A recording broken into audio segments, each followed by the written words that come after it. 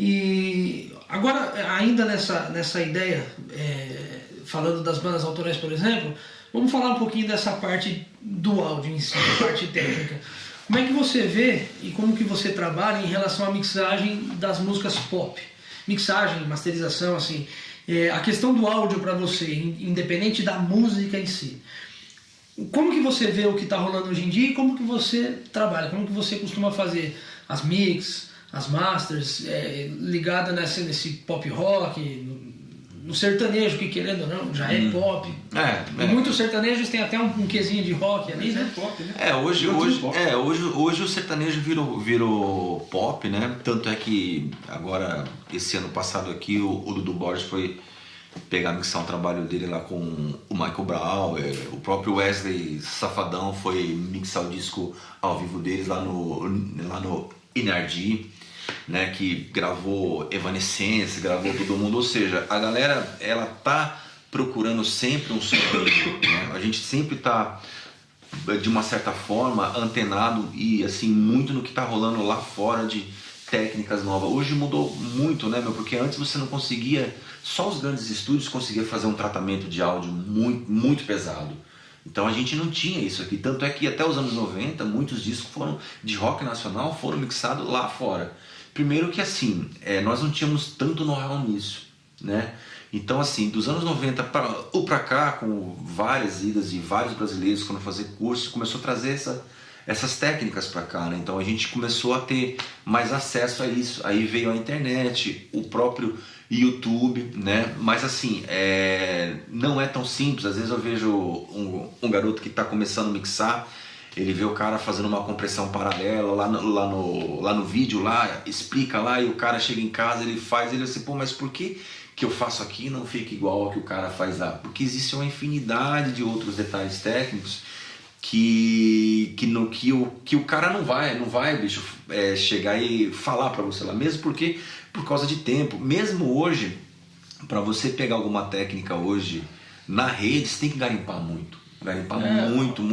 Muito mesmo, filtrar bastante coisa, porque tem muita gente falando muita coisa, e aí se você não tem uma estrutura, uma certa experiência, você compra umas ideias erradas. Às vezes o cara fala assim, esses dias eu vi um tempo atrás, eu coloquei num fórum, falei assim, olha, eu tô achando que as minhas conversões estão um pouco ásperas, né, meu, acho que eu preciso mudar. Aí o cara falou, não, mas conversão é tudo igual, porque você mixa. Aí eu cheguei pro cara, não, pera aí. Não estou falando quando está no computador. Tá no computador é uma coisa. Eu estou falando quando você pega a fonte sonora e vem lá em onda elétrica, mecânica, e você transforma ela em 0,1. Esse é o ponto. Depois que está no computador, aí já foi. Aí você pode mixar sem placa nenhuma. Põe um buffer lá em cima e você mixa, você vai mixar. Você entendeu? E o problema maior hoje é a fonte sonora. A fonte sonora que todos os grandes produtores falam, e não tem jeito, você tem um bom instrumento, um bom músico e uma boa captação, e já ir captando, já levantando os volumes e já ir ouvindo o disco.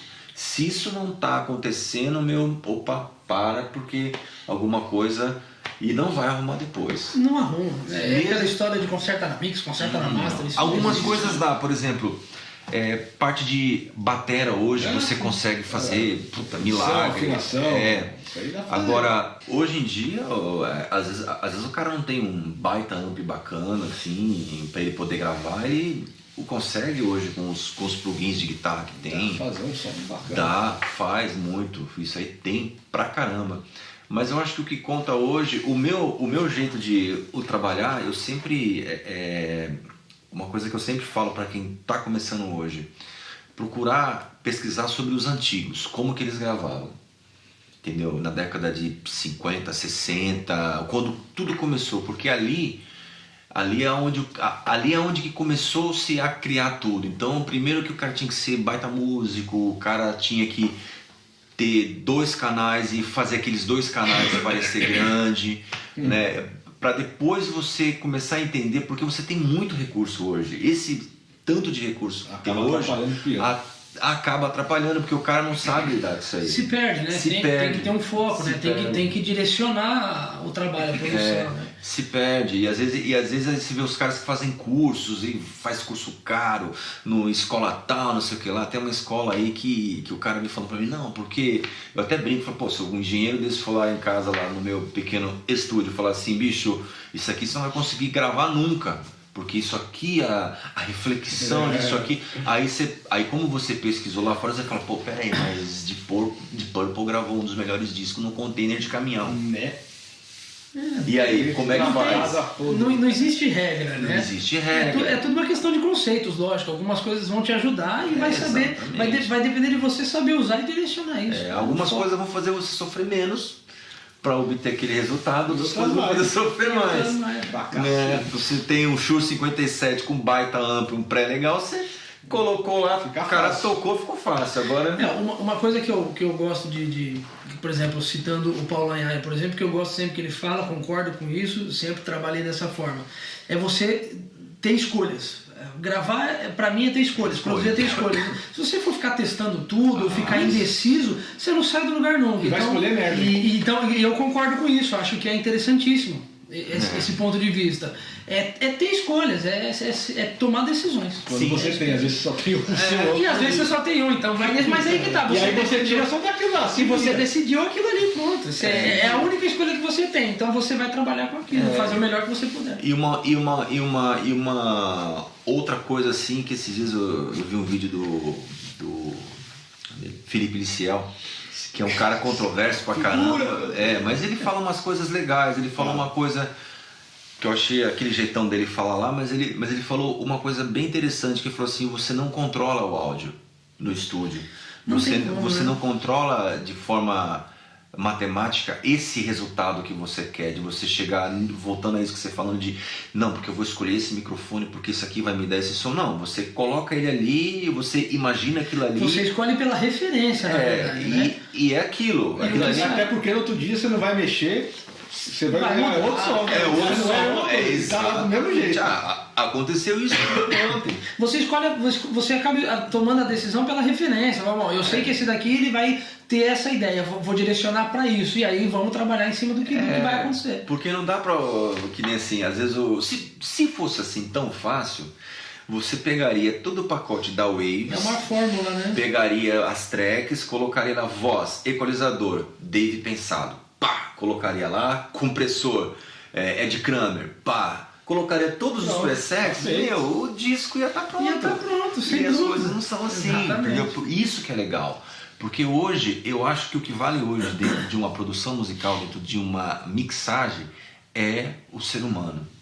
O ser humano hoje é a palavra-chave. As ferramentas hoje se igualaram muito. Né? É o seu modo de ver impresso ali na gosto. Isso. Hoje você tem, cara, o microfone, sei lá, cara, um Samsung que custa, sei lá quanto custa o Samsung, uns 300, 400 conto. É legal, hein?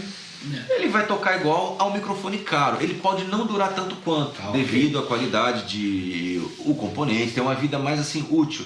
Mas assim... E às vezes a diferença que tem de um mic bem mais caro é uma diferença pequena, que isso não vai te deteriorar o trabalho, né? Mas acaba entrando muito no gosto, né? Exatamente, mas voltando lá nos ídolos dos anos 80, dos anos 90, a gente não tinha isso. Ou o cara tinha um puta microfone, ou não tinha.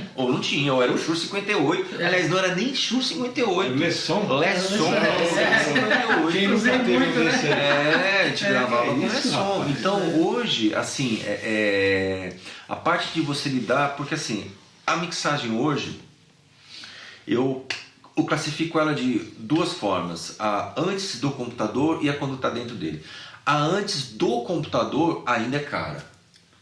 Entendeu? Que são grandes microfones. Por isso que eu falo assim... É um pouco mais barato do que era antes, mas ainda é caro. Tem que tomar muito cuidado com o que as pessoas falam no YouTube, nisso, porque às vezes o cara vende a ideia de, tá, beleza, hoje é mais simples tudo, mas assim, não vai achando que você com um microfone Samsung, com um pré da Behringer, um PCzinho, você vai arrancar o mesmo som que o Michael Brauer, bicho, na mesa Foxrite dele, com os conversores HD. Até porque se fosse assim, ele não ia gastar puta dinheiro. Exatamente.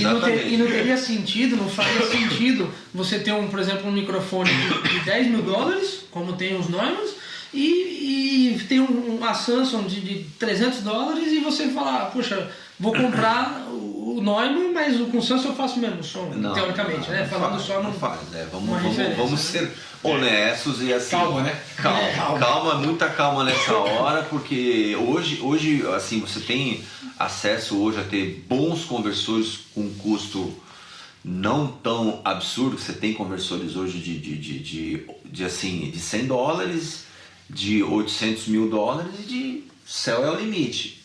Tem uma diferença? Tem uma diferença. Não adianta querer falar que é a mesma coisa, que não é. Sim. Você entendeu? Isso não tem jeito. Mas assim, isso aí você vai acabando, de uma certa forma, aprendendo a lidar com isso aí. O lance sempre é assim, é você ser honesto com o seu cliente. O seu cliente chega para você, fala, Márcio, eu quero gravar o som que nem o Green Day. Você fala, meu amigo, então eu vou te indicar o Chris Lord Age, você vai lá, liga pra ele. Exatamente. Você vai gastar $2 milhões. E não vai sair igual, tá? Não vai ser igual. Não, bicho, nós vamos gravar o melhor possível e soar profissional. Beleza, isso a referência é o ideal. E fazer como referência, isso que eu ia falar, fazer como referência é outra coisa. Né? Porque às vezes aí que tá, né, meu? Às vezes o cara ouve o som e fala assim, eu sou muito crítico com o meu trabalho. Quando eu termino, ele finaliza, geralmente eu entro num processo de depressão. São dois.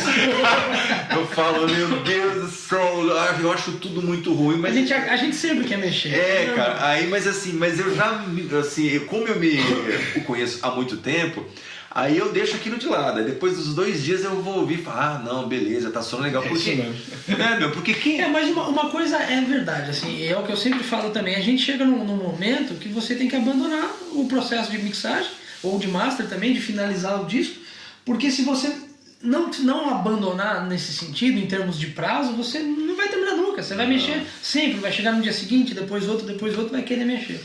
É normal. E tem uma coisa que eu falo para os meus clientes assim, se você acreditar que o ovo tem pelo, ele vai ter pelo. Você vai enxergar pelo. E ninguém vai tirar isso da sua cabeça. Você vai ver. Você vai pegar o ovo, vai passar só, sente aqui, tá vendo? E às vezes no trabalho é a mesma coisa. Às vezes você começa a ouvir coisas, ou seu cliente. Ixi, isso é uma coisa. Nem fala, né? Isso é uma coisa assim. Geralmente eu tenho. Não é problema, porque a gente sempre tem que ser político e saber lidar com isso, né? Mas geralmente eu tenho mais dificuldade com clientes assim, mais principiantes do que o cara mais rodado. O cara rodado, ele chega e grava, ouve o som, é isso. Ele já o cara sabe, que não é rodado, ele fica numa insegurança tão grande que ele fala, ele vai... o pelo no ovo. Exatamente. Ele vai ouvir o trabalho e não para ouvir a música que ele fez, mas para achar defeito. E na maior parte das vezes, justamente por não ter a experiência, por não ter o conhecimento. Porque ele vai querer cobrar uma perfeição que às vezes... Que não vem dele, na verdade. Às vezes ele não está preparado também. Às vezes eu chego e falo para os caras assim, se você pegasse o James Hetfield e falasse, James, se você pudesse gravar o disco Kill and Now hoje, você gravaria de uma outra forma? Sim, mas ele gravaria de uma outra forma 30 anos mais maduro. Sem dúvida. Naquela época não, foi aquilo, contou aquela história. Até porque se você fosse ficar achando pelo em ovo no trabalho que você está fazendo, você nunca ia fazer um segundo disco. Você ia ficar sempre no primeiro. Você não ia terminar nunca. Eu já tive casos assim de trabalhos que vieram para eu mixar. Aí o cara não lançou o trabalho, não foi nem eu que peguei e produzi, veio para eu mixar. Mixei, masterizei e, com vários problemas que teve de outros lugares, o som ficou legal. Eu falei, cara, aí depois o cara não lançava, aí comecei, assim, falar com outras pessoas, os caras falam, não, mas eu também peguei o trabalho desse cara para fazer. Ou seja, o mesmo trabalho o cara levou para vários caras porque ele nunca estava contente. E nunca mais vai ele, né? Isso que eu ia falar. Ele não lançou o disco. Aí passou o tempo, ficou velho, morreu na gaveta. Mas exato, é isso que eu ia falar. É o que eu sempre digo, os artistas são seres humanos, como qualquer outra pessoa. Então você cria novos trabalhos justamente para mostrar a nova faceta. E não para ficar preso naquela de sempre. Né? Você com 40 anos de idade, fazendo uma música, você não vai falar a mesma coisa na música que você falava quando você fazia a música com 18 anos, com 20 verdade. anos, entendeu? Então tem que ser diferente. Pelo menos ele Eu acho que essa é a graça, exatamente, eu acho que essa é a graça. Então acho que é isso, né, pessoal? Já vamos pro terceiro bloquinho nosso aqui, que a gente vai dividindo na gravação.